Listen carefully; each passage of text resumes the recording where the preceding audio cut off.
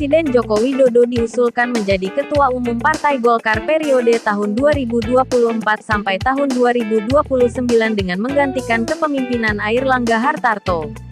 Usulan ini disuarakan oleh sejumlah kader Golkar yang menganggap Jokowi telah menjadi bagian dari Golkar karena pernah memimpin asosiasi pengusaha di bawah Partai Beringin pada masa Orde Baru. Usulan menjadikan Jokowi sebagai Ketua Umum Golkar berikutnya. Salah satunya disampaikan anggota Dewan Pakar Partai Golkar Ridwan Hisjam. Ridwan menilai Jokowi memenuhi kriteria untuk memimpin Golkar juga karena rekam jejaknya telah merepresentasikan ideologi karya kekaryaan yang diterapkan Golkar. Namun demikian, mencuatnya usulan ini tak serta-merta mendapat sambutan positif dari sejumlah kader di daerah karena mereka berkeinginan supaya Airlangga kembali melanjutkan tampuk kepemimpinannya. Sekjen DPP Golkar Lodewijk Friedrich Paulus di Nusa Dua, Badung, Bali, Jumat tanggal 15 Februari tahun 2024, mengatakan tekad bulat para ketua DPD Golkar memilih Airlangga kembali memimpin karena faktor prestasi.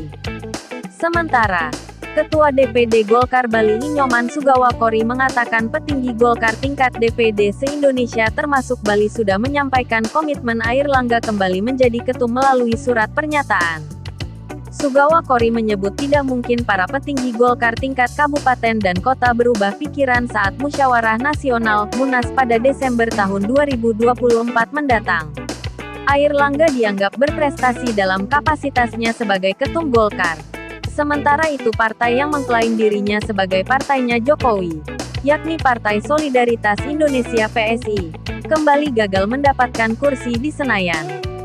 Partai pimpinan putra bungsu Jokowi, Kaesang Pangarep, hanya bisa mengumpulkan 4,2 juta suara atau 2,81% suara nasional. Sementara itu, menurut Undang-Undang Pemilu Nomor 7 Tahun 2017, partai harus memenuhi ambang batas parliamentary threshold 4% untuk bisa lolos ke Senayan. Foto Jokowi terpampang di baliho PSI yang tersebar di seluruh penjuru tanah air. Selain itu, PSI pun memakai istilah Jokowisme. Kegagalan PSI kali ini cukup ironis karena partai berlambang mawar putih itu tercatat sebagai parpol dengan pengeluaran dana kampanye terbesar ketiga di pemilu 2024. PSI menghabiskan uang 80 miliar rupiah untuk kampanye.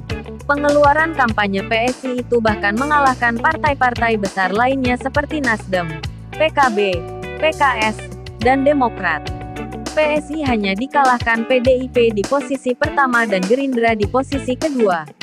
Tidak diinginkan oleh Golkar dan ketidakmampuan PSI menembus Senayan.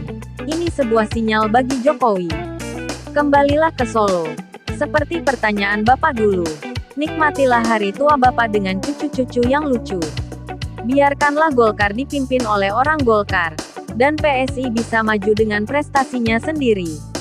Tidak perlu cawe-cawe lagi.